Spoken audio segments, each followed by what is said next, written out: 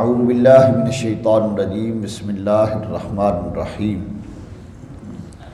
ام اتخذوا من دونہ آلہۃ قل ہاتوا برہانکم ھذا ذکر من معی و ذکر من قبلی بل اکثرهم لا یعلمون الحق فهم معرضون آمنت باللہ صدق اللہ مولانا العظیم۔ سورہ انبیاء کی آیت نمبر 24 کی تلاوت کی گئی۔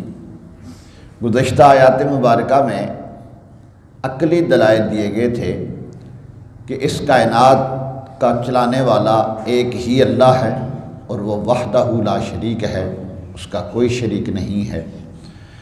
یہی وجہ ہے کہ ساری کائنات اس کے دست قدرت میں ہے اور وہ جس سے چاہے جب چاہے سوال کرے گا اور کر سکتا ہے، لیکن اس سے کوئی پوچھنے والا نہیں ہے کہ تو نے یہ کیوں بنایا اور یہ کیوں نہ بنایا، اور جو اس سے پوچھتا ہے وہ شیطان ہے، اور شیطان تباہ و برباد ہو گیا، اس لیے کہ پوچھنے کے لیے یہ ضروری ہے کہ اس جیسا علم ہو۔ اس جیسا کسی کے پاس علم نہیں ہے، اس جیسے کسی کے پاس قدرت نہیں ہے، طاقت نہیں ہے، تو اللہ رب العالمین ساری کائنات کا خالق اور مالک ہے۔ اب نقلی دلیل اسے کہا جاتا ہے جو کسی کتاب میں موجود ہو، اسے نقلی دلیل کہا جاتا ہے، اور جو عقل سے دلیل دی جائے اسے عقلی دلیل کہا جاتا ہے۔ اب نقلی دلیل کہ اللہ کے سوا اس کائنات میں کوئی اور الہ ہے ہی نہیں ہے۔ اللہ تعالیٰ نے ارشاد فرمایا ام اتخذوا من دونہ آلہۃ، کیا اللہ کے سوا اور خدا انہوں نے بنا رکھے ہیں؟ قل ہاتوا برہانکم، محبوب آپ فرمائیں کوئی دلیل لاؤ۔ تم نے اللہ کے سوا جو مختلف قسم کی مورتیاں بنا رکھی ہیں تو اس کے لیے کوئی دلیل لاؤ۔ ہاتوا برہانکم، کوئی دلیل لاؤ۔ ھذا ذکر من معی و ذکر من قبلی، یہ قرآن میرے ساتھ والوں کا ذکر ہے اور مجھ سے اگلے لوگوں کا بھی تذکرہ ہے۔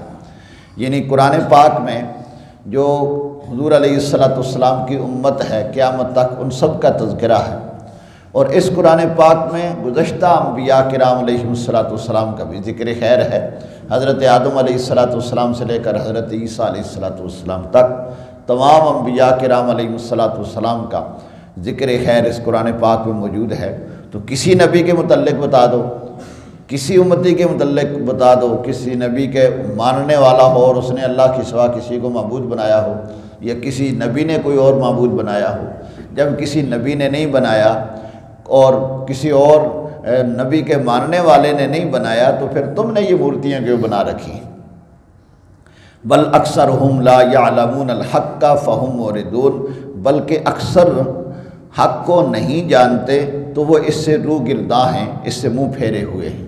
یعنی کسی بات کو نہ جاننا، یعنی خرابی کی اصل جو بنیاد ہوتی ہے وہ لا علمی ہے۔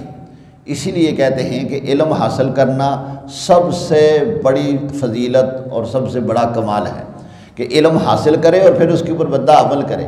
تو جو پتھر کی مورتیاں پوجنے والے ہیں، لکڑی کی اور اسی طرح اپنے ہاتھ سے بنائے ہوئے جو دوسرے مجسمے ہیں ان کی جو مورتی پوجا کرنے والے ہیں، دراصل انہیں پتہ ہی نہیں ہے کہ ہم ہیں کس طرف لگے ہوئے۔